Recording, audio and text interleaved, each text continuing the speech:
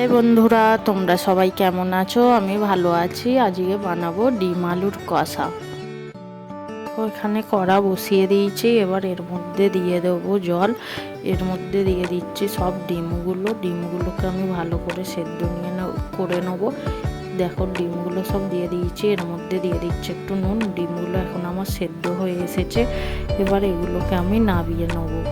কড়াও বসিয়ে দিয়েছি। কড়ার মধ্যে দিয়ে দেবো একটু তেলটা ভালো করে কড়াই মাখিয়ে নিয়েছি। এবার এর মধ্যে দিয়ে দিচ্ছি ডিমগুলো, দিয়ে একটু হলুদ দিয়ে ডিমগুলোকে ভালো করে ভেজে নিয়েছি। দেখো, ডিমগুলো এখন আমার ভাজা হয়ে এসেছে। এবার এর মধ্যে দিয়ে দিচ্ছি আলুটা একটু হলুদ মাখিয়ে রেখেছিলাম আমি। এবার আলুটাকেও একটু ভালো করে নুন দিয়ে ভালো করে ভেজে নেবো। আলুটা এখন আমার ভাজা হচ্ছে। দেখো, এবার আমার ভাজা হয়েই এসেছে। এবার আলুটাকেও নামিয়ে নিচ্ছি।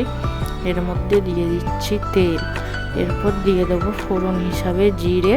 এবার এর মধ্যে দিয়ে দেবো পেঁয়াজটাকে একটু নুন দিয়ে ভালো করে ভেজে নেবো, লাল লাল করে।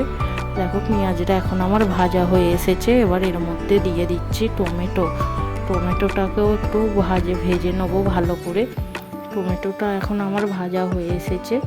এবার এর মধ্যে দিয়ে দেবো আদা রসুন বাটা, পরিমাণ মতো হলুদ গুঁড়ো, পরিমাণ মতো লঙ্কা গুঁড়ো আর একটু নুন।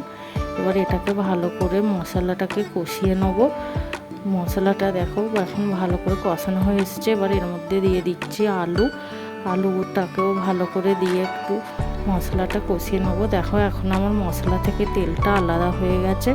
কষানোটা কমপ্লিট। এবার এর মধ্যে দিয়ে দিয়েছি জল। এখন তরকারিটা কিছুক্ষণ ফুটবে। দেখো, তরকারিটা এবার হয়ে এসছে। এর মধ্যে দিয়ে দিয়েছি ডিমগুলো দিয়ে দিচ্ছি। তরকারিটা এখন আমার হয়ে গেছে কমপ্লিট। ভিডিওটা ভালো লাগলে চ্যানেলটা সাবস্ক্রাইব করে দেবে, লাইক করে দেবে। বাই।